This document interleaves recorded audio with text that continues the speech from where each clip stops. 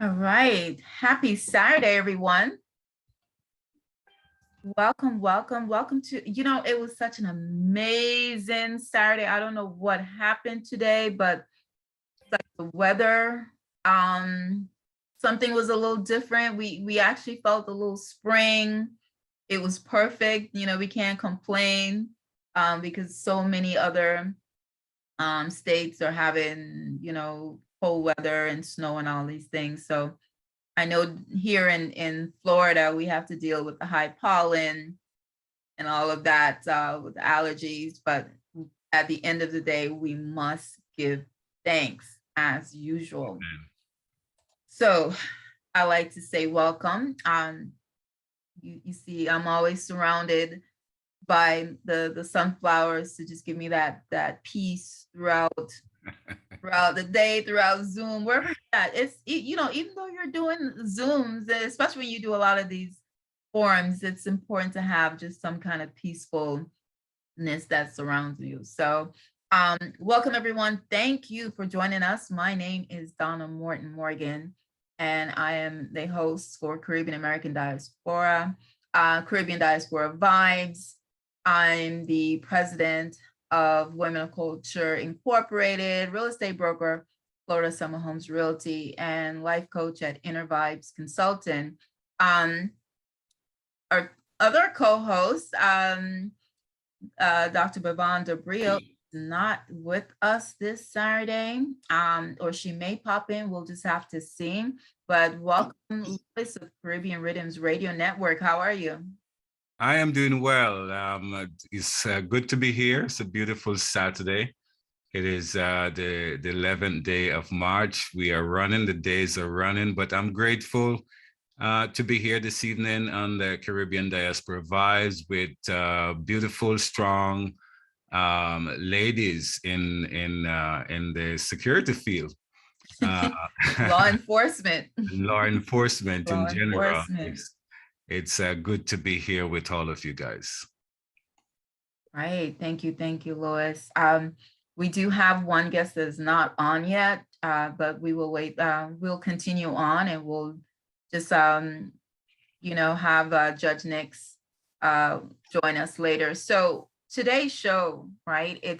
We know that March is Women's History Month, and last week we had on women in nonprofit, and so we wanted to get a little of variety. So this week it's women in law enforcement, and these are just highly recommended by individuals throughout the community, and we get to hear their story. Each woman will have up to 15 minutes to just give us a little snippet of who they are and how they use their role now to impact the community, or just tell us about how their role impacts the community in law enforcement. And I know for sure it wasn't easy getting to this, wherever they're at right now.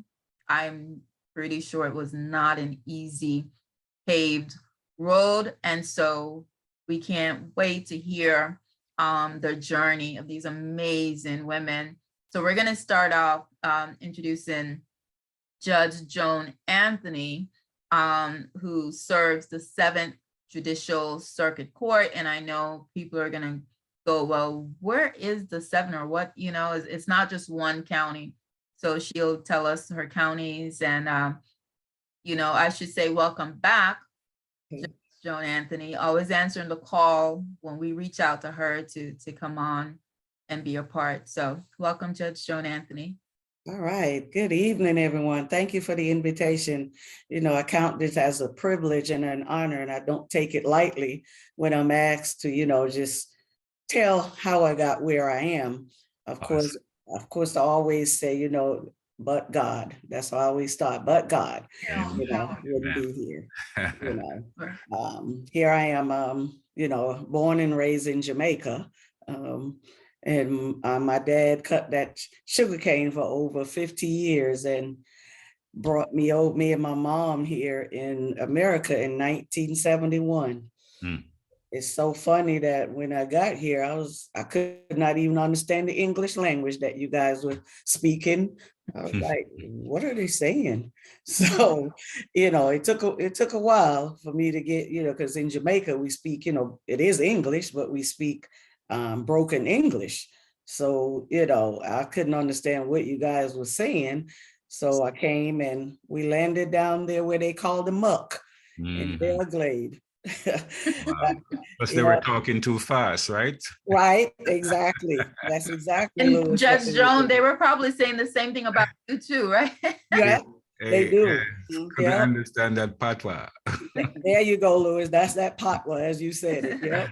They Yes, could not ma'am. understand, and I definitely couldn't understand. So, it was a changing moment, and to get there, especially in Belgrade, there was a lot of Jamaicans because most of them, migrated to work in the big sugar is what we call it, by cutting, it's a seasonal job for Yes. most Jamaicans where they come, cut sugarcane, go back to, their country, which my dad usually cut and come back every year to Jamaica. So, we look forward to when he was coming back because we would get, things that are brought from America that we weren't privileged to Yes. have in Yes. Jamaica. So, that's why when I started growing up here, like I said, I was in the 8th grade when I got here. And, I just noticed people not taking advantage of the education. So, us Caribbeans, or what we say islands, or we come over here and we take advantage of the education that is offered to us. I noticed that kids over here would not listen to teachers, or we call it the principal. That wouldn't happen in Jamaica. No, No, not at all. not. You're dressed in a uniform. So it's not, you're wearing your Jordans and your $200 shoes. We're required to wear a uniform in Jamaica. Yes. And then, they talk about, catching the bus to school. Better get that bicycle and keep it riding, or walk to school in Jamaica. Yes, ma'am. So I was The way it walking. is. Yes. And so it came in 1971, went to, graduated from Glade Central High School in Belgrade. And then after that, I went to the Great Bethune-Cookman. It was college then. And graduated from Bethune-Cookman with a bachelor's degree in science. And off I went to law school, to Howard University, the School of Law in Washington, D.C. Let me back up. When I went to Bethune-Cookman, I wanted to be a nurse. So I looked at the schedule and I saw those math classes and science. And I said, oh no, this is not for me. So, but I still went on, instead of being a nurse to help others, I still chose another field that would continue to help others. Amen. And that is, I went to Howard University in Washington, D.C. and graduated Saturday and left Sunday because it was too cold. The parking was horrible. And then when it snowed, we're in that snow, and it's when the snow starts to melt is when we have to be careful. You'd be trying to fall. So, of course, I love Daytona Beach. So I came back to Volusia County in Daytona.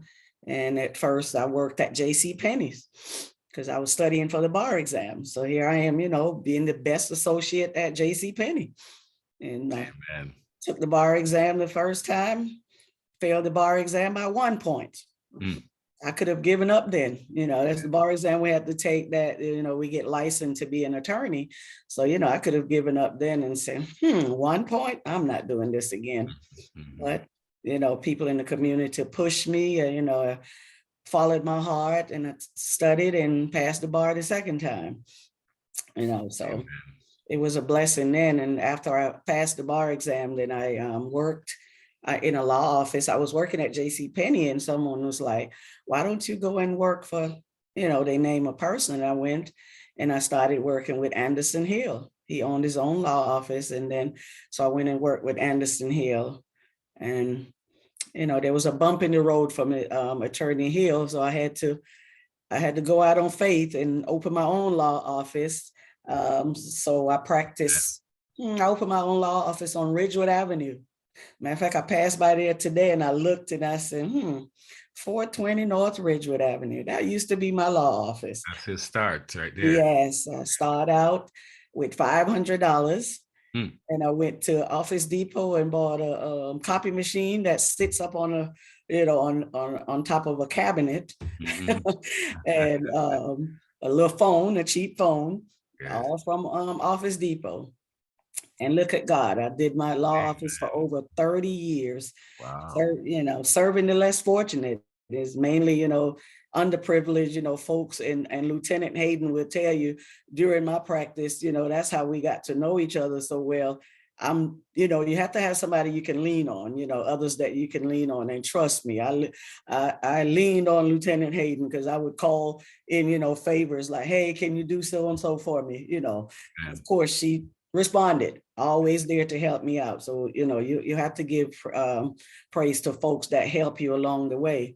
Amen. So, you know, after practicing all that time, you know, helping others, and I said to myself, I was just sitting one day in church, minding my own business. You know, I always wanted to be an attorney, a judge, but at that time I wasn't even thinking about being a judge. Sitting in Melbourne with my pastor, we went out of town for church.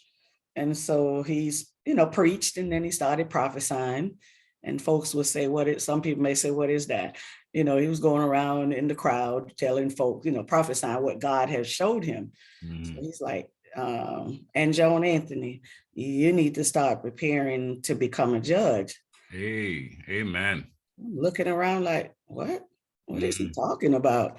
You know, and I'm still in shock because I never told him personally, hey, you know, Pastor, I want to be a judge. And he said, yeah, you got to get ready. And he's like, this is how it's going to happen.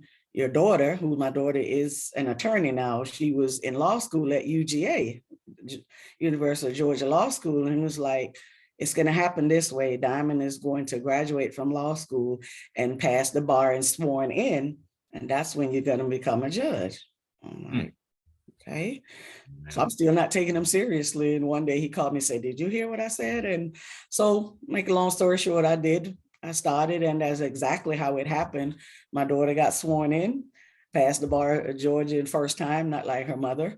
And she's practicing right now in Georgia. And, you know, in November of 2020, the Lord showed up and showed out again.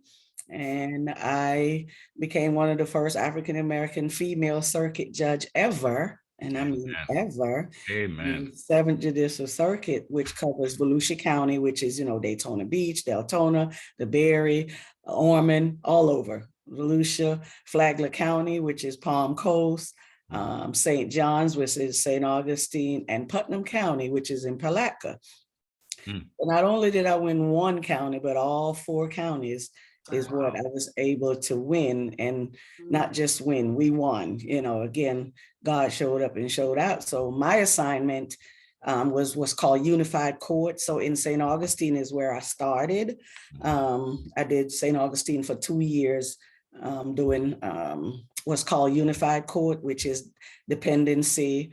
You know, families that are broken up where, you know, something happened where family may lose their child temporarily, hopefully always temporarily. And delinquency is juveniles, you know, kids that get in trouble. And I was doing family law, you know, that covers a lot, you know, divorce cases, child support, custody. I was doing truancy court. Truancy covers, you know, kids that was not going to school. They have an actual court in St. Johns County for truancy. And of course, injunctions where, you know, people may have to go down to the clerk's office and file to get an injunction for somebody to stay away from each other. But thank God I started here, Jack. That was 2 years in St. Augustine, but starting in January of this year, I'm back home in Volusia County over at Daytona Beach doing delinquency and dependency. And so I love it because here in delinquency, I'm trying to change these lives. You know, when Lieutenant Hayden has to, you know, arrest them for something stupid, then they come before me, you know, as the juvenile judge. And so, you know, I try to pour into them because you never know what the background is. You know, one may have it where both parents are, you know, in custody, you know, in prison. or one may have it where, you know, they're practically homeless. So I try, when they come in front of me, I don't judge them by what they've done. I try to encourage them that they can change their lives, you know. So sometimes it's difficult, very difficult. And then definitely dependency, those you have to have a strong heart and a strong mind in order to do dependency, because there's times when a family, you may have to take away somebody's rights as a parent, you know, meaning that we've got laws that says if you do certain things to your children, you can get your rights terminated as a father or a mother. So, you know, and in my line of work, it's not a jury trial. I have to make that decision. I'm the jury and I'm the judge. Wow. You know, it's a tough hat to carry, but I'm loving it. You know, but always put God first. And I'm not just saying that, just to be saying it. You know, I belong to Hope Fellowship Church, where my pastor is Bishop Derek Triplett. And so I stay prayed up. I have to stay prayed up. Yes. So I appreciate the public's help, you know, because they went out and they voted. You know, I see Attorney Blanks is on here, man. She was out there working my campaign for me, you know, giving out flyers. We were there. So I have to thank all the folks that has been there for me. And I just continue to do my job. Awesome. Well, thank you so much. And yeah, your What a testimony. Sounds, whew. What a testimony, my dear. That is Yes. awesome. I have a testimony. You have a testimony, that's for sure. Thank you. Yes, thank you. Especially stripping rights away. That's, oh my God. Mhm. That's hard. That's hard. Thank you so much for sharing your story, Judge Joan Anthony. We're gonna go to stay right in the Volusia County area, and we're gonna hear from Lieutenant Bridget Hayden. Lieutenant Hayden, thank you for joining us. Thank Welcome, you. Lieutenant. Thank you, sir. My name is Bridget Hayden. I've been in law enforcement about 21 years. I started my career in a small town called DeLand, Florida. I worked there for about 5 years. And then I knew immediately I didn't fit in that agency. So at the time, I had an older brother that was working for Daytona Beach. So I reached out to him and I said, hey, I'm unhappy. I like what I do, but I'm unhappy. So he said, why don't you leave and just come to Daytona? So I did that. And I've been to Daytona for 16 years. Awesome. So Daytona, as we all know, is a touristy town. Daytona have from car races to motorcycles to spring break. That's what it was known for. So I wasn't sure, honestly, what I was going to get into, but I knew I had a purpose, but I just didn't know what my purpose was. So I started my career here. I worked patrol for about 2 years, which I worked on the road, patrolling the neighborhoods, getting to know people, getting to know their concerns. But I knew that wasn't where I needed to be. So then I went into investigations. I became a detective. I started with just property crimes for about 6 months, and then I moved into sex crimes. Now, when I did sex crimes, I did children. So I did any sex crimes on children, which was truly an emotional roller coaster. Wow. I mean, I'm a mother of 2, so my kids was young. So I did sex crimes for about 3 years until I had a case that actually was very emotional. So that's when I knew it was time for me to move on. So I went from sex crimes and I became a robbery homicide, which is major case. So now I go from an emotional roller coaster to death, robberies, major case. But that taught me something. That actually taught me compassion for people. Yes. That I was going to meet people that I would probably never meet before. But unfortunately, I was meeting people because there was a tragedy. I also felt that God also put me in there to aid these people. I was the last voice for their loved one. And as long as I cleared a case, that family now can heal. Right. So I worked major cases for about 4 years. My kids had started moving up where they were more, it was in high school, they can do things themselves. They didn't need me to hold their hand. And I knew it was time for me to move on to just get promoted. Wasn't sure if I was ready. Mentally I was, but I kept saying, should I stay in investigations? Should I still be a voice for these tragic, families? But I come from a family, a very large family, and my mom is pretty much my earth angel. So we talk a lot. She prayed with me a lot. So she said, just do it. You have it. You can do it. So I took the test for the sergeant's test. I passed the test, and then I was on a waiting list. So I got a call from the chief at the time. It wasn't my current chief, it was my old chief. And he said, hey, I'm gonna give you a shot. I think you can do it. My current chief was the deputy chief at the time. So he said, I know you can do it. She's worked under me before. I know she can do this. So I became a sergeant, and I was only a sergeant for about 2 months. And a lieutenant came to me and said, hey, I want you to come work for me. He said, would you leave your current position and come work for me? And that's what I did. I didn't realize he was my guide.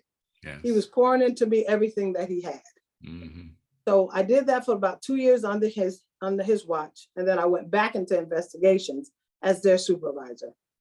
But then the lieutenant spot came open, and I said, should I take the test? Should I not take the test? So everybody kept saying, take the test, you're ready. Yes. So then I took the test, and here I am. I'm the highest ranked Black female in this agency. I'm the second lieutenant this agency has ever had, but I'm the highest Black female in the whole county. And it's, we sit here and we talked earlier, it's sad that we're still saying we're the first, and it's, 2023, but you have to embrace being the first of something. First, yes. We talked about our passion. We talked about what this is for the community. My passion is to let little girls that look like me know that no matter where you came from, you can do this. Nobody can stop you but yourself. Yes. I'm from a very small town, so I didn't see people that look like me in this line of work. Even looking around, it's like people are still surprised to see me walking with bars on my shoulder, because it was something that they have not seen in 18 years. So, I sit and talk to the community. I sit and talk to, young girls saying, hey, I didn't have a silver spoon. My parents worked hard, but they imported in me morals and values. And they also told me I can do whatever I wanted to do. Yes. If I stay focused, if I believed in God, just do it. And that's what I did. So I do get a lot of people call me and said, hey, can you just come talk to my daughter? And a lot of times, because, it's weird because my name is Bridget and it's spelled to me the common way, they're surprised when they see me. And they were like, oh, you're an African American, or you're Black, or you look like me. And I said, yes, I look like you. I was a little girl just like you, playing out in the streets just like you. So when I walk into places or they see me and they stop and talk to me, it actually keeps me going. It keeps me young. It keeps me motivated. It keeps me saying, hey, if they just keep seeing me, they'll know that they can do it. Amen. So my responsibilities at this agency, I run a district. I run the biggest district in the city. We have 2 districts. We have the east side and the west side. The west side is the largest district. So I have 2 sergeants that work under me and about 14 officers. I actually work at night. I work from 5 p.m. to 5 a.m. We do 12-hour shifts. So while you guys are sleeping, we are out and about. Yes, that's all right, Lieutenant. And what I do is I encourage my sergeants. I pour in my sergeants whatever was poured into me, because I believe in giving back. I believe that you only can be a good leader if the people that work under you is as good as you are. So I can't keep what was given to me and not share it with the people that's under me. There's 6 other Black females. One is actually getting promoted to a lieutenant on Thursday, and her and I came in together, and she has been the person that I said, you can do this, you can do this. Even when she was like going for the lieutenant, she was like, should I apply? I said, absolutely. You will never fail as long as I'm here, because I'll give you everything that I have. Amen. Because you need the same role that I was given. So that's what I try to do for her. Like I said earlier, I have a brother who's also police. He did 22 years with Daytona, and now he works for the sheriff's office. I have 4 years until I'm eligible to retire. So I'll be honest, I don't know what my next career is. but it'll be something where I'm involved. I'm not sitting around. I have to keep giving back. I have people to see me, to know that there's a story behind everything. You know, putting on that gun belt every day is not just a job, you know, it's an assignment. I tell people, you know, we're not just out there, and I know me and Judge Anthony go back and forth all the time joking about we're out there arresting people illegally, but every day is a new day. Every call is a new call. So every call can take the life of an officer, can take a life of a citizen. So, and I tell my officers, we got to think outside the box, because at the end of our watch, everybody's going home safe. Because we can leave home and never return. Yes. So that's the mindset. And I said, you guys got to, you know, stay focused, be positive, and pay attention. And that's my role as their leader, because I'm responsible for everything that these officers do on the street. I can be sitting in my office right now. My radio is always on, and I'm supposed to know where they're at, what call they're on, what they're doing. But I'm sitting in my office. And that's something that, you know, you learn to do. You learn to do as a leader. I lead by example. I just don't sit in my office for 12 hours. I like to be out and about, and I need the community to see me. I need the community to trust me. I feel that if there's no trust, there's no understanding. If there's no trust, there's danger. And I believe that if people trust you in the community, they'll believe in what you do. They'll support you. And that's what we need when it comes to law enforcement in general. We see it all the time. And I know there's some bad apples in the bunch, and it makes us all look bad, but we're not all bad. We don't always stand for what some of the bad officers do. I will put that out there. So I come from a very large family. My mother had 9 children, and I'm the last girl. Some say I'm spoiled, but I say no. But I'm very family oriented. I have 2 children myself. My daughter is actually trying to get in private school, and my son is a self-made seamstress. He taught himself how to sew. Amen. So I'm blessed. I'm honored actually just to be on this podcast today. So I was unsure, like, what is it going to be about? But I'm glad I'm here. I'm glad I'm with the ladies that I'm with. And I know Judge Anthony didn't share with you, but her and I were in a Black History exhibit. It's here in Daytona, and it's over like March the 26th. But it was an exhibit that they put us in for Black History Month. And it was actually an amazing, just to walk in this place and see yourself hanging, these pictures hanging, and people are watching you and reading your bio. That was truly an honor in itself. But I mean, again, I'm here 4 more years on this roller coaster, because every day is a roller coaster for me, because you just never know what to expect when you come in. Yes. Right now we're going through bike week, and there's hundreds of bikes in town. And we've been working like 14 straight days. So we're at the end of our 14th day, and I'll be honest, I'm tired. But I get up, you know, I get up every morning and put my uniform on like I haven't worked 14 hours before, and I just start from fresh. But I have to have a clear mind. I have to stay focused. I pray every morning, and God just get me through the day, keep me safe, and bring me back home to my family. And that is my prayer every day. And, you know, I know some people say, you know, I don't believe in prayer, but I'm like Judge Anthony, that's why I'm here today, because I know I can't do this job. I mean, the trauma that I see on a daily basis is not made for your human brain to process. But we compartmentalize everything, and we put our personal lives on hold, and we deal with everybody else's trauma and drama. And, you know, every day where we can be having issues, but that doesn't matter, because these 12 hours I'm here, it's all about the community. I'm here to serve and protect, and that's what I do. And, but again, I mean, I thank you guys for this opportunity to just hear from me, to be on here, to meet these ladies. And if you guys ever need me, you know, I'm a phone call away. Awesome. Thank you, Lieutenant. Beautiful. Thank you so much. You. Awesome. And just before you go, tell us again your rank. You are the highest. I'm the highest African-American female as a lieutenant in this agency, but I'm also the highest rank in the county. There's no other Black female but me in the county. But Thursday, it'll be another one. She'll get promoted on Thursday. Wow. All right. Yes, ma'am. Amen.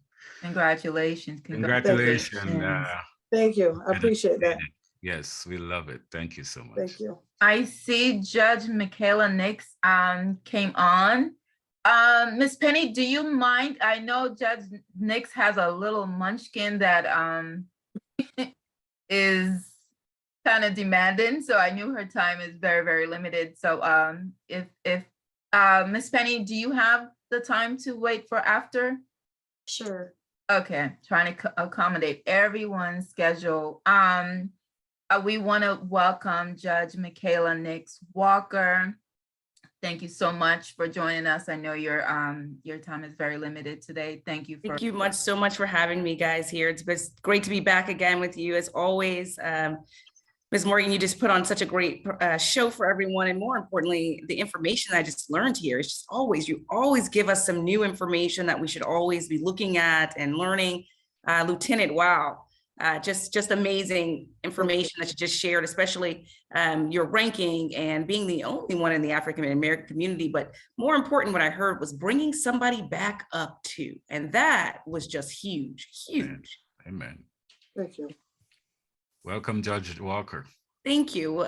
So my, I guess, ranking here is I do, at this point now, I've transitioned to the family court bench, but I was on the criminal bench in the Osceola County for almost 3 years. And then now I'm back here in Orlando. And so I get the second process after Lieutenant Hayden has done an amazing job in the community.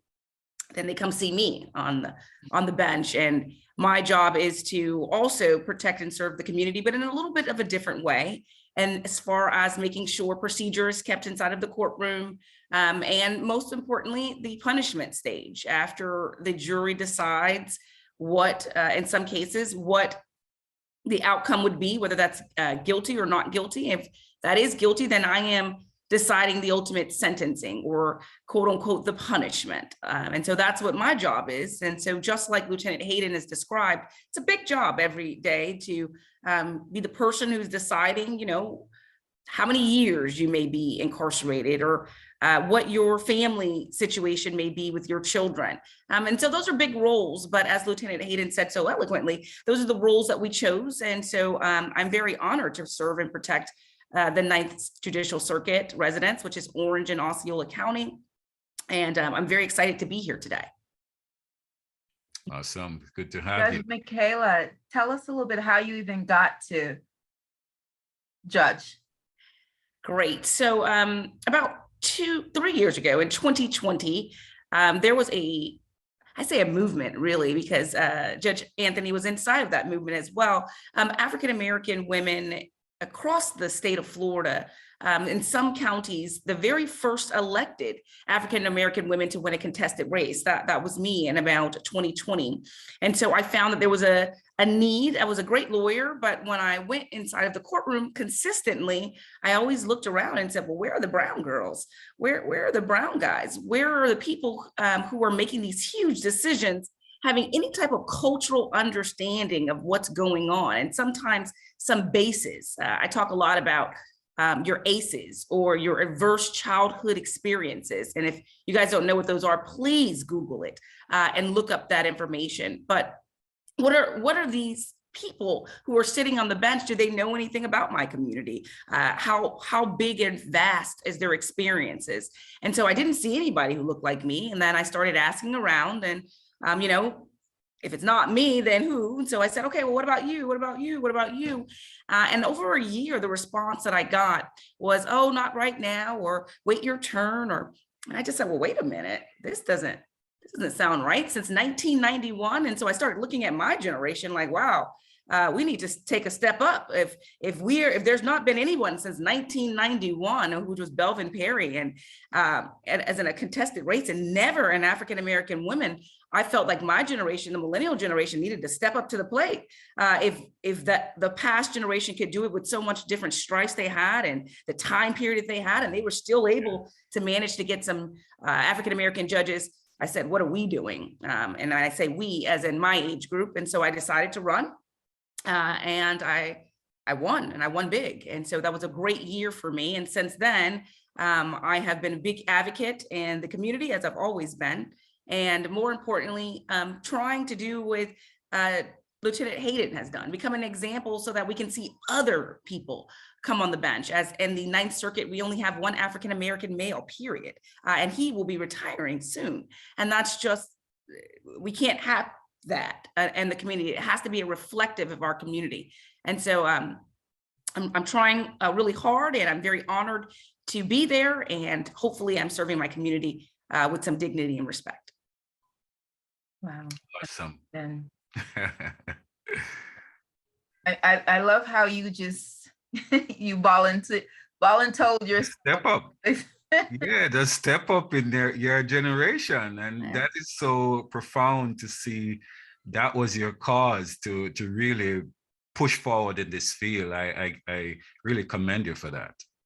Thank you very much. I think it's much needed when we look at the progression of our youth. So they're going to start with some of these ACEs, and then they're going to move up. And then, you know, if they do get into that criminal system, they need to see people that look like them, and looking like them definitely means that there need to be some people with variety of different skin colors. And I always make sure I mention that, because we like to kind of skim over that, but it's really important that people see people that look like them with different skin colors that look like them. That really pushes them. So when they see the police officer in their community that looks like them, it gives them not only maybe a sense of easement, but also I can do it.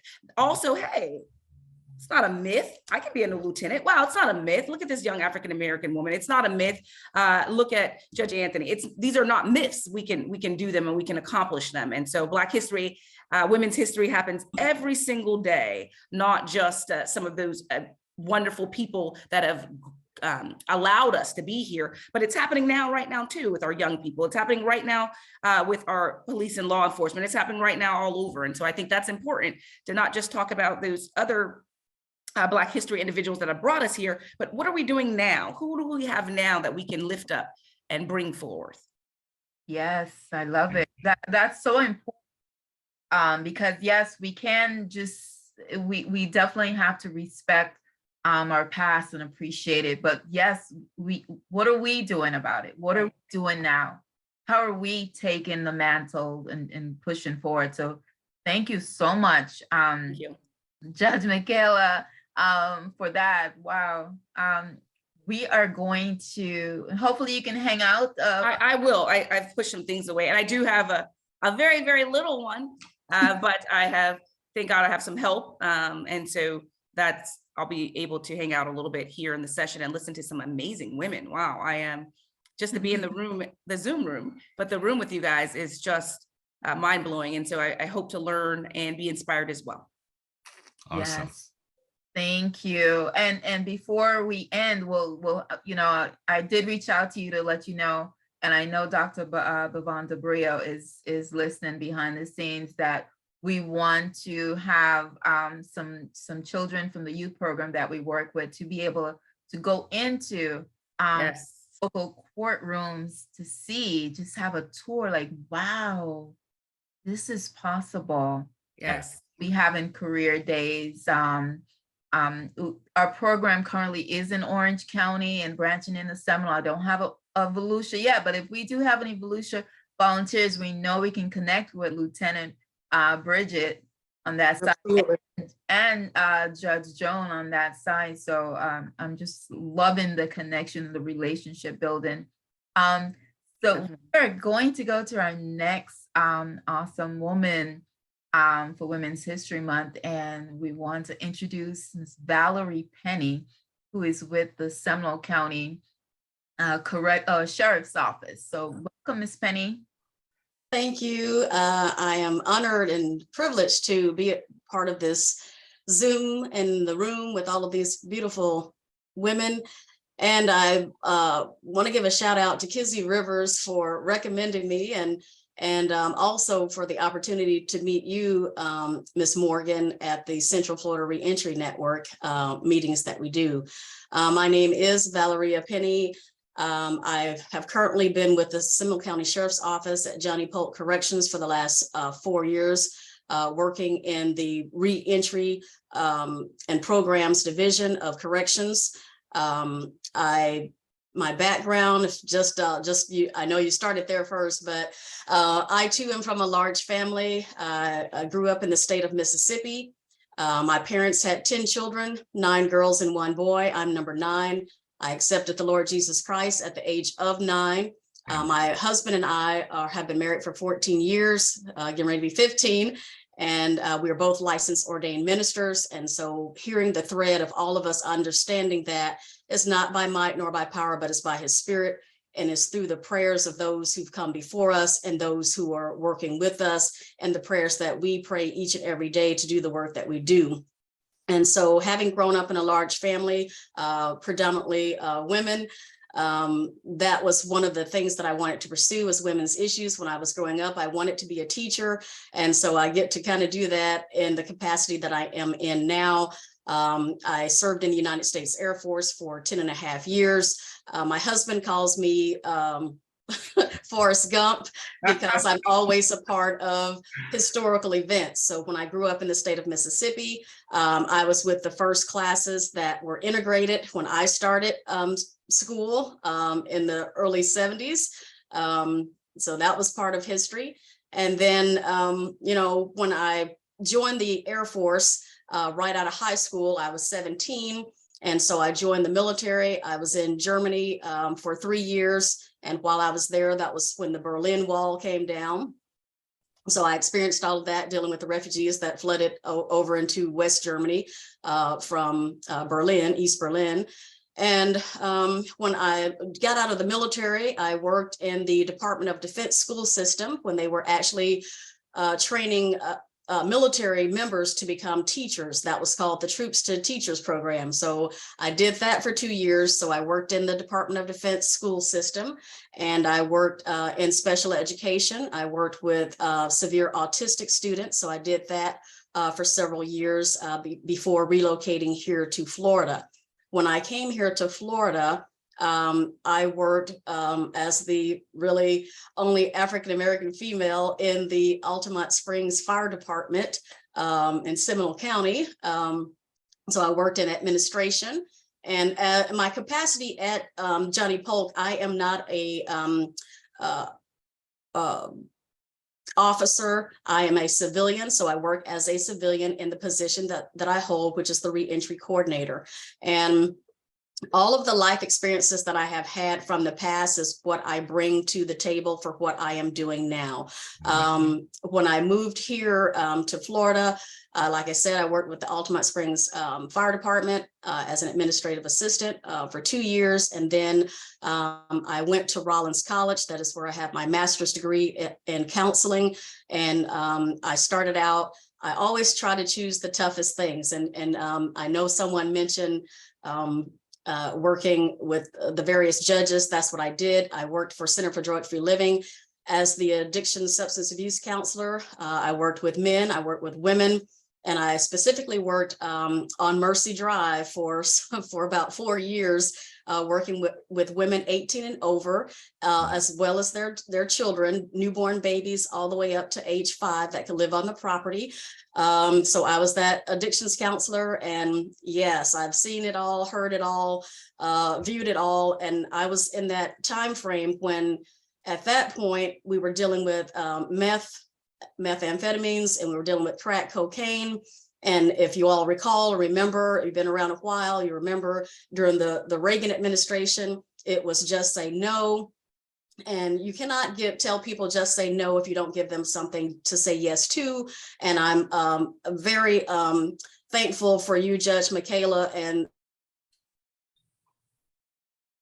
Judge Anthony, those of you who are judges, and Lieutenant Hayden, because we understand the cultural background from which we came from. We understand the disadvantages, the inequities of our cultures. And so when they're in the judicial system, then they get railroaded a lot of times, and that no one understands the, like you said, the adverse childhood experiences, the trauma, the drama, everything else that has gone on in their lives. And so those are the things that, as a reentry coordinator, what I focus on. So in the Johnny Polk Correctional Facility, I am there to assist those men and women that have dual diagnosis, mental health, as well as drug substance abuse issues. And I do the counseling in there with them. We cover everything as far as family issues, the childhood trauma issues, if they wish to go into those. I'm not a big fan of going into the histories of things, because I like to deal with the present, and dealing with the present and what decisions and choices they can make now to set themselves on a course for success for their futures.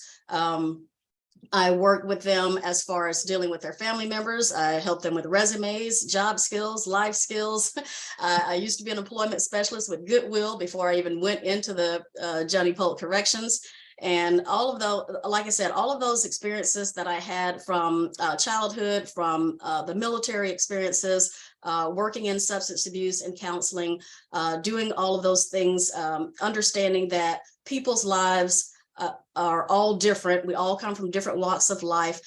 Judge Anthony, you mentioned the sugar cane, and I was having flashbacks because I did grow up in the state of Mississippi, and my father did farm, and we actually grew all of those things ourselves on our own property. So sugar cane, greens, it was like the Shirley Caesar song, beans, greens, tomatoes, potatoes, sugar cane. We grew it, we picked it, we washed it, we fed our community, and those kind of things, learning from my parents and how to share with others. That's what my passion is, and understanding that to whom much is given, much is required. And so because much was given to me, we didn't have a lot when we grew up. We were not wealthy, but my parents taught us morals. They taught us values. They taught us the value of education. My father only had a 5th grade education. He did not know how to read and write. Neither of my parents learned how to drive a vehicle. So we understood all of those things about walking in someone else's shoes. And then when we were able to go to school and go to college, we pursued those things to get our education so that we could be in position to help others up and bring them along. And that's what we were taught, and those were the values. And one of the things that I loved, a lot of people talk about the state of Mississippi and being last in education and all of these things. But the one thing that I was talking about with my husband and friends today, and that is that we had those teachers that were true teachers. Our teachers did look like us in our schools. We did have African-American female teachers and male teachers. A lot of times they were church members that we went to church with. So we could not get away with anything at school or at church because everybody knew us and everybody knew our parents. And, it does take a village. And in those days, when I grew up, Miss Maddie down the street could tell you what to do. Your aunt could tell you what to do. Your grandma could tell you what to do. Your older sisters and brothers could tell you what to do, and you listened and obeyed because that is what kept you out of jail, kept you out of trouble, kept you out of the system.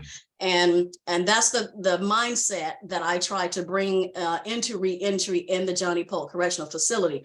And Lieutenant Hayden, you will get more African-American males and females. I'm declaring it and decreeing it into the atmosphere that they will be promoted and they will be raised up and they will be in the positions that they need to be in, just as Judge Anthony and Judge Mikaela are here on this Zoom with us. The one thing I am privileged about being at Seminole County, I live in Volusia County, but I work in Seminole County, and working in Seminole County, we have Black female lieutenants and captains. And so that is something that I believe is because we do have a sheriff that is forward thinking and he wants the females to be promoted. Our chief of corrections is a female, is a Caucasian female, but it is still a female. And I believe having women in positions of authority and in positions of power that have an understanding of who they are and have the passion and the compassion to help others and raise them up and and raise their level, their mindset up, because the power of life and death is in our tongue. And changing our mindsets. So if we can break the poverty mindset, if we can break that addiction mindset, those are the things that are going to help people be set free, and then they can be successful. And what I like is that ripple effect. If you can just help one, and that one responds and gets on the straight and narrow path, then they are the ripple effect for their family, for their children, for the next generation. And so those are the forward thinking methods that I use in counseling and with substance abuse, with mental health, and trying to do the whole holistic piece to recovery and re-entry, because re-entry means a lot of different things to a lot of different people. But for me, I work with that individual. What does re-entry mean to you? Does that mean just getting a job? Does that mean getting your children back? Does that mean getting your children out of DCF? What does it mean for you to be out there and to be a free man and woman, to make your own choices and decisions? Because I hear it all the time in corrections, I'm tired of people telling me what to do. Well, if you're tired of people telling you what to do, it's time to stand up and make positive, right choices and decisions for your life and for the life of your children if you have them. So I do a lot of motivational interviewing. I do a lot of cognitive behavioral therapy. We actually have a substance abuse dorm within our facility. And Lieutenant Hayden, I don't know if you have come over there and did a tour. We No, did. I haven't. Okay, so we have had, we've had Volusia County, Brevard County, and just about every county has come over to Seminole County to look at how we run programs. We have programs in there for right now. We have the I-Build program. So we're helping them learn construction skills. And then we are working with Career Source so that when they get out of jail or release, they can go right to those same people who trained them while they were in there getting basic construction training to get a job. We work with a program in Seminole County and Sanford that is called Second Chance University. I love this guy. He has had family members that have been in jail or prison. So he actually wrote a curriculum for heating, ventilation, and air conditioning. So he has an HVAC program that they can graduate within 7 weeks. So in 6 weeks time, they get hands-on training on learning how to do heating, ventilation, and air conditioning. And then on the 7th week, he actually coaches them along so they can actually pass the test successfully and then get out and get a job. So he partnered with Del Air and Florida Tropical Air to help them with getting a job. We work with a lot of different, we have NAAA come into our facility. We have GED. So for us, when COVID hit, it was like a pivotal point for us to learn how to do things differently. And I think COVID made everybody begin to think outside of the box in all areas, as far as ministry, as far as how we do business in any capacity and whatever service industry that we were in. So we began to put a lot of their study materials on their tablets. So on their tablets, we have K through 12 educational. So they can, there's no point in sleeping your time away when you can be on your tablet and educating yourself, getting your GED, studying to have your GED, taking college level courses even. So those things are on their tablets, and we encourage them to do that. The other thing that we try to do is be proactive as far as understanding what are the barriers to them being successful when they get out. Because again, if they're going back to the same neighborhood, same people, same places, same poverty mindset and those kind of things, then they wind up, that's what they talk about as far as recidivism, coming back and doing the same thing over and over. So we try to do things like, look, if you need an ID, we have the Flowmobile come in and they get their picture IDs. We are working with our clerk of courts so that we have setting up a voucher program. Those individuals that are in our facility that do well and do these classes, to go on their tablets, do programming, we're paying their initial fee so they can get their license reinstated and set up a payment plan. So we're trying to be proactive with the type of plans, services, educational services that we're providing them while they're incarcerated, so that when they walk out of the doors, they have a foundation, they have connections. I'm a big research person, so I like to research. So if they're staying in Florida, whatever county they're going to, I research and find out what resources are in their area and provide those resources to them and help them make those connections. And that is why I'm also a part of the Central Florida Reentry Network, which is the CFRN, which you attended, Ms. Morgan. Been on that for the same amount of time that I've been at Johnny Polk for 4 years. And that is a combination of Orange County, Seminole County, and Osceola County coming together and meeting on a monthly basis. Again, when COVID started, we did exactly what we're doing now. We did Zoom meetings, and we're starting to slowly do in-person meetings, and that's how you were able to come, Ms. Morgan. And when we do that, that's bringing everybody to the table, if they're faith-based.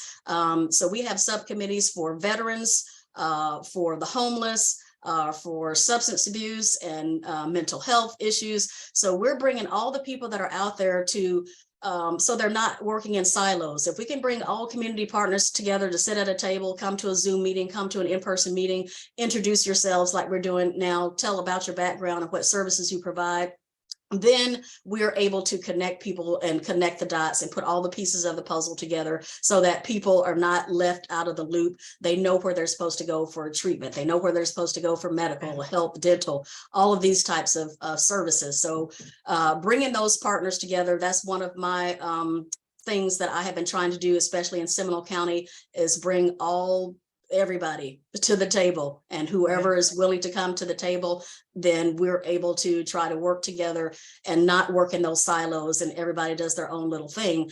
Open it up and let everybody know what you do and how you do it, and be successful at doing it, so that our men and women that are coming out of our jails and prisons can be successful and have positive community supports. Thank you. Awesome. Awesome. Yes, she did. Miss Penny, I'm not sure. This is Seminole, Osceola, and Orange. Do we know if Volusia County has a reentry? No, we actually tried to. When I first started, we tried to get somebody for their reentry, and they initially hired somebody, but I don't know what happened to him. They did. I can't remember. They didn't even bring anybody to. We had the director of jail services. We have a new director of jail services for all of the jails in Central Florida or Florida. So he did come to our facility on the 24th of February, and we invited all the different counties to just show up to meet him in one location.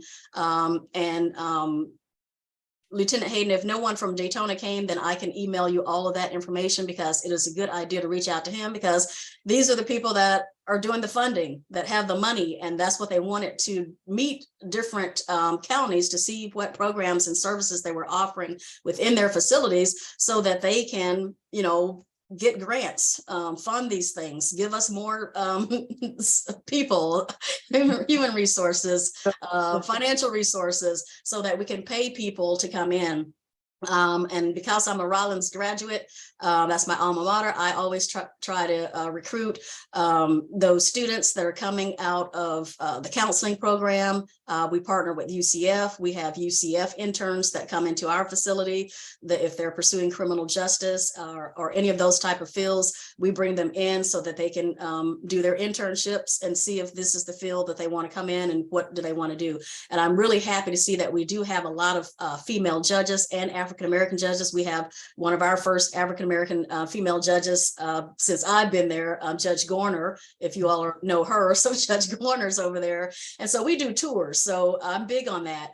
If you want to come in and get a tour and see how our programs work, see what we're providing, the judges, the attorneys, they come in, they do walkthrough tours so they can see what service we're providing for mental health and substance abuse. We had to have them put on the brakes because when we first started, they were all wanting to court order everybody to treatment.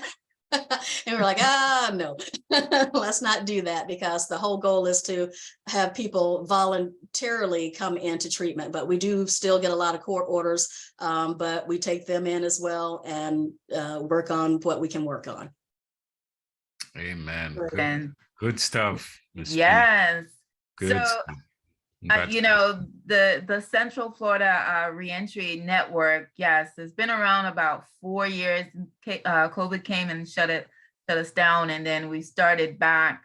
But it's so interesting to have all the amazing resources like Rollins College, the different programs that they offer, suggest for individuals with the felons, steps, bridges, just all these resources. Valencia, that was not Valencia. Yeah, definitely not Valencia, big partner. Salvation Army, there's Goodwill. So there's so many, and so we see that there's resources there in this, but people have to know about it. And the good thing with that Miss Penny does is give, so the individuals, when they leave, they get a list of resources for whatever it is they need. And my organization, Women of Culture, so when the woman comes out of jail, we get an email saying such and such is coming out. Can you accept her in the program for a spiritual mentorship? So then we decide yes or no, and then follow up with that woman on the phone, just checking in. How are you doing? Are you participating in everything that you're supposed to be doing? That, just making sure she's okay. Did you move? Did you call into your PO, etc.? And then we also had a jail tour. We went into the jail. We met with designated moms, and we became godparents for a group of children. So what we do now is support those children for Easter, back to school, Christmas, and Dr. Arlene Adams, who's a part of Women of Culture, is on, and it's been such a blessing because when I met with some of the women, I asked them, "What is your child like?" And some of them just said, "I don't know. I don't know anymore what my child like. I don't know what kind of toy. It's been a while, or just, and some of them, their children were taken. They were not able to have family members to help. Some of them had 2, 3, 4 children. So they're in the system. So to see them just break down in tears and to just have that personal approach to say, we can be godparents. We can't be there every month or every, but we'll check in. We'll have someone to check in. We'll check in with them at certain points. We'll send them, birthday cards, etc. And that's what we do. And then Caribbean American Diaspora, they focus on the men coming out of incarceration. So we keep the 2 programs separate. But this has just been wonderful. And Miss Penny, you were also nominated by Orange County Correction. So when I reached out to them, you were the first person that they said, well, Miss Penny in Seminole County. So I just want to let you know that. Anyone have any, Dr. Arlene, I know you're on, Dr. Bevan, any last words as we wrap up? I am so blessed, and well, I took a lot of notes, and I'm grateful to see Judge Mikaela Nix-Walker. The last time she was on, she spoke so much about serving on the jury, yes, platform, that I got so excited. I started sharing. I became a motivational speaker. You can't be a jury. It's a good thing. People need to see us. Yes. Yes. We need that. And just let me make a pitch for that real quick. Guys, jury duty is huge. It's my passion. If you don't go to jury duty, people will not see someone that looks like them. And we can go and we can march and we can do all of those things, which is super important. However, you can make a difference right now, right here, by just going to jury duty and taking it very seriously. Because let you know, other cultures take jury duty very seriously. Yes. And so what ends up happening is we get people that don't look like us that sit on this jury that decides the facts. Remember, I told you the judge decides at the end. Once a jury of your peers decides whether or not the facts of that particular case and the evidence show that you are not guilty or guilty. And so I don't even get involved until after the jury. And so the jury is just so important. And we get so little African Americans. It's like the plague, like you guys avoid it, but we need it. It's super needed, because if we don't see people that look like us, how can we make any efforts? How can we have that cultural piece? How can we be talking about those things? How can we implement our backgrounds into making good decisions in the criminal justice system if we're not there? So big plug for jury duty, huge, huge plug for jury duty. Yeah. Could I also say, Donna, I'm so glad to meet Val Penny. And I know we're going to hear more from her as we get more involved in that re-entry program. I'm so excited, and more so, she's a woman of God. Amen. Big plug. Amen. And Lieutenant Bridget Hayden, I'll be praying for you every day and all of the people in your force, because it's dangerous work, but somebody got to do it. Yeah, And so I'm glad you're also a woman of God, and everybody here. So I'm so excited. You don't know what a platform, what a forum. Awesome. Excellent. Thank you. And I salute all of you Amen. in the spirit of Women's Month. Women's Month. It is awesome to see God's wonderful people, so talented, bold, full of passion. Keep it going. Love it. Thank you. I think Dr. Bavon, you wanted to say something real quick? I was just saying good night. Good night to my family. A wonderful show. I'm at an event, but I still tuned in. Everything was well done. Y'all try to make me feel guilty about jury duty. I'm scheduled for jury duty on Tuesday, Donna. Oh, That doesn't look good, right? Good, do it, girl. thank you, Dr. Bavon. Attorney Beulah, did you have a comment? Other than to just say that I came in about 10 minutes before the program started and checked my email, and I saw that my friend and colleague, the Honorable Judge Joan Anthony, was going to be on this program. And as she said, we worked well together. I'm like, let me be there. And boy, was I in for a good source of information. I too have taken copious notes, beginning with my friend Judge Anthony, who's always been an inspiration. And what she said is true of herself, 100% for people. And I can see that also from the other participants. So thank you so very much for allowing me to be a part of this. Thank you. Thank She's you. always supportive every time. Oh, well, last person is Miss Eugenice. For those that came on, Judge Joan Anthony is coming all the way from Heritage, Jamaica, came here, you know, started down south, and out in the beautiful Taurus of Daytona. So, you know, but this is also it's streamed live on Caribbean American Diaspora, also on Caribbean Rhythms Radio Network, and we're going to be putting it on YouTube. So, you know, a lot of people are out right now, but they'll go back and watch and rewatch. So we really appreciate it. Eugenice, I'm not sure if you wanted to say something before. Just say good evening to everyone. I was a little late. This is why I'm hiding behind the bell. And thank you all to all of the judges. I'm guilty as well when it comes to jury duty. Now I know what to do. Thank you. Wonderful, wonderful. See, just like that. And Eugenice is part of Caribbean American Diaspora, and she is in South Florida. So we need you to get the word out down there for the importance of jury duty. So yes, ma'am. Most of my people are afraid to go. yes, yes. And it's like that too among all of the Caribbean, I would say, Caribbean American community. You know, we just don't, but again, if you don't have that value, so when we have someone like Judge Nix to come on and just remind us, right? Sometimes we need that reminder. And Louis, on your, you know, on your show, just remind people how important it is to instead of trying to get out of because you're like, how can I get out of this? Right? That's for real. That's for sure. That's for sure. But, you know, as we close, Donna, I too want to just say congratulations to these beautiful ladies, from judges to lieutenant.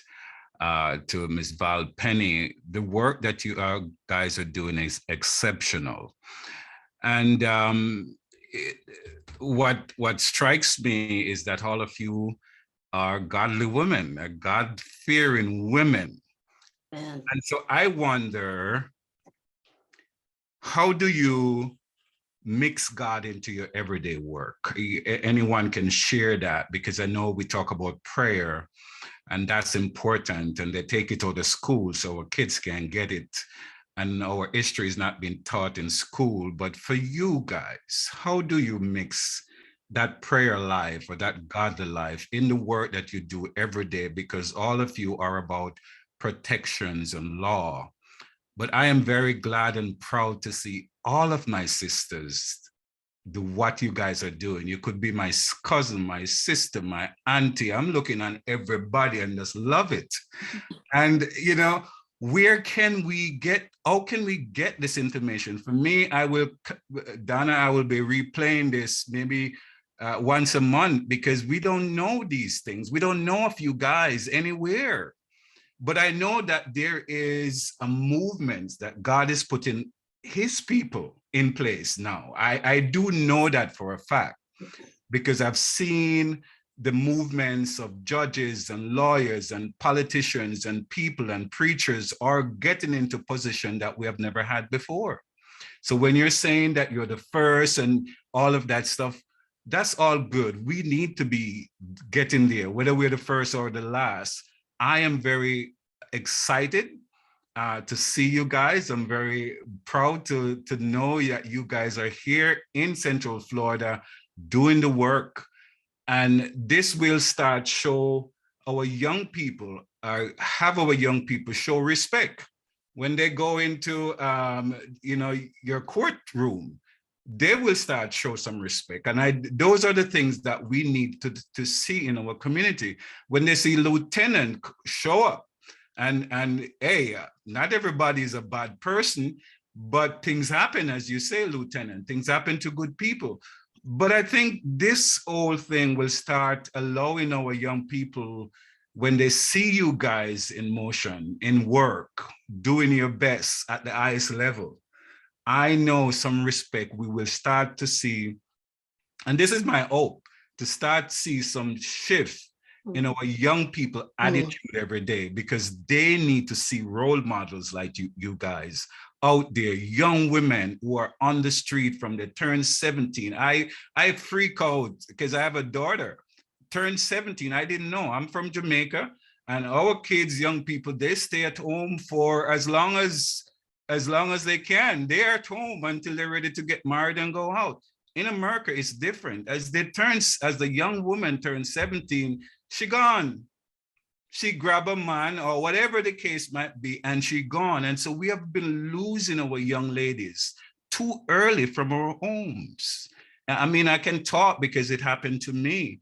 And so I'm very passionate and very glad to see you guys out there. And Judge Mikaela, I hope I pronounced your name right. I love the fact that you just said what my generation can do, and you didn't wait. You step up and get out there and get it done. And those are the things that I think will make a big difference in our community. And congratulations, guys. I am very proud to see you guys out there doing your job. Thank you. Thank you. Thank you. And so we know that there's so much support for whatever angle, the process for individuals that have to face law enforcement. And there is also a lot of support even leaving or transitioning. And, especially if we get the Volusia, Seminole, Orange, Osceola, and everybody can kind of share and let people know that, we haven't given up on you. I think that's important. That's key. So God bless you all. Have an amazing Women's History Month. Donna, can I cut you before Yes. you go? Yes. Ladies, I have a song for you. I want to play. It should be good because it's an African song, so it should be good for Facebook. We can't close unless I play this song for you, all you ladies. Listen for 2 minutes and then we get off, okay? Okay. This is the time to celebrate the woman.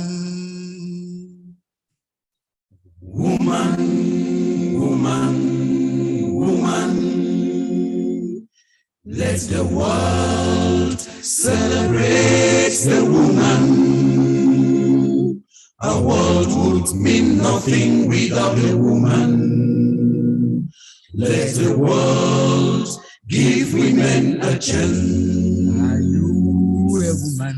Woman, woman, woman, woman, woman. Let the world celebrate the woman. A world would mean nothing without a woman. Let the world give women a chance. Sister, the girl, child, and mother, you are a woman. Let the world give women a chance. Why celebrating the woman?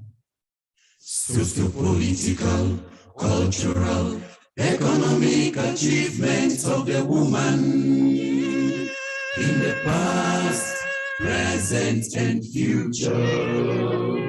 Let the world give women a chance.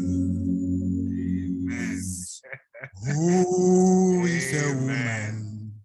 The most sensitive, so caring, so tender. The most loving in the world. Empower the woman, educate the girl child. Woman's right is human right. No to violence against women. No, no, no, no, no. No.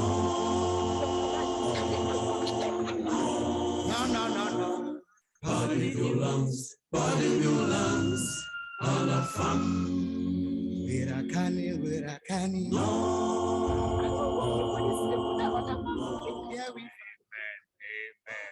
Yes. That's beautiful. Wow. Amen. I could not. I said, I have to be on this evening. When I see the topic, I know you guys was going to be here. This song goes deep. And blessing to you all. Thank you. Amen. Thank you. Love that song. Awesome. Rich. Amen. Have a good night, everybody. God bless you. Thank you. Good night. God bless you. Thank you. Thank you, Donna. Thank you, Donna. Continue to celebrate. Yes. Woman. Good night. Good night. Good night. Thank you, Donna. Good night. Thank you.